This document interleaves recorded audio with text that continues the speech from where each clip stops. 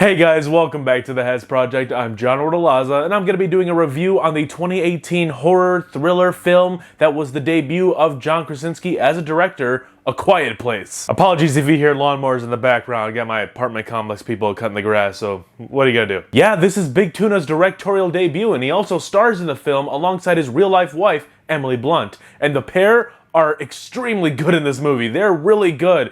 The biggest part about this movie that I love is how effective it came across in its execution with little to no dialogue. This movie is a post-apocalyptic movie, but in a world where you can't create sound because the entity that they're trying to run from and trying to hide from feeds on sound, and when they hear sound, they attack. So you have to be silent and vigilant throughout the rest of your life until you get rid of the monsters at least. And that kind of sucks, but these guys made it work. Like, they have sand trails so you don't make noise walking through the grass.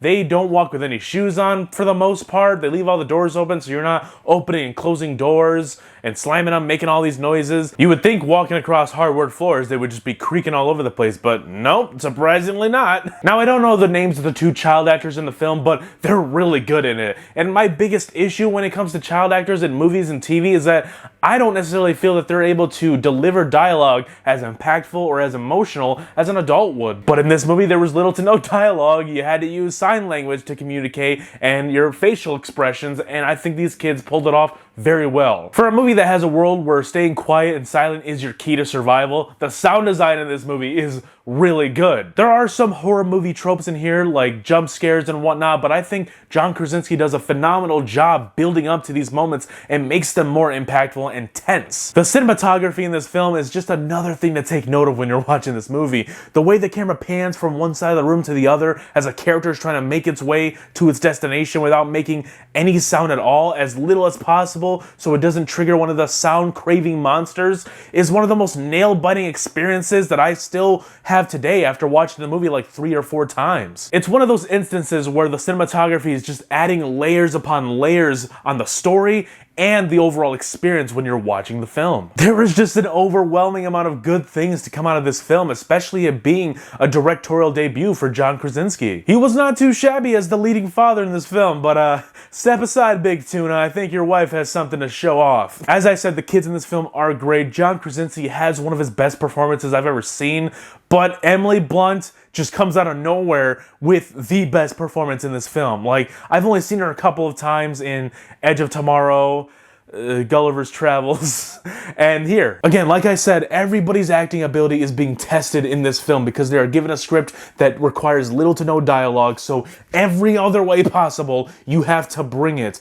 And Emily Blunt embodies this character. She becomes this distressed mother in a post-apocalyptic world, and I feel for her. Every time she's on screen, I feel like I'm simulating this world through her character, especially in the scene where she's walking down the steps to the basement, steps on a nail. It's not exactly the part where she steps on the nail, but it's more like when she's pulling it out that really, like, made me shiver. I will say the first watch, I wasn't super keen on that ending. It felt just a tiny bit cheesy to me, but after watching it a couple times, I'm like, it's okay, it's fine, I understand it. Especially now that there's going to be a sequel to the film that comes out in a couple weeks, and I will be doing a review on that, so stick around.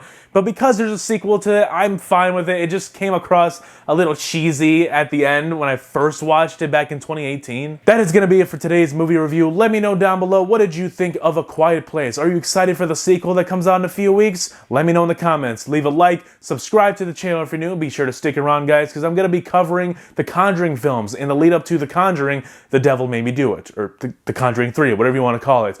Also, I'm currently covering Star Wars The Bad Batch. It is a spin-off of Star Wars The Clone Wars in an animated form. It's a really interesting show, and it's going to run for like 15 or so weeks, so it's going to be an interesting ride. Also, I am going to be putting out a review for the first 5 episodes of Superman and Lois, because I just got a chance to check out all 5 episodes. They're on HBO Max, and I love them. So you might want to stick around the channel, guys. There's a bunch of content coming, and there's always more to come.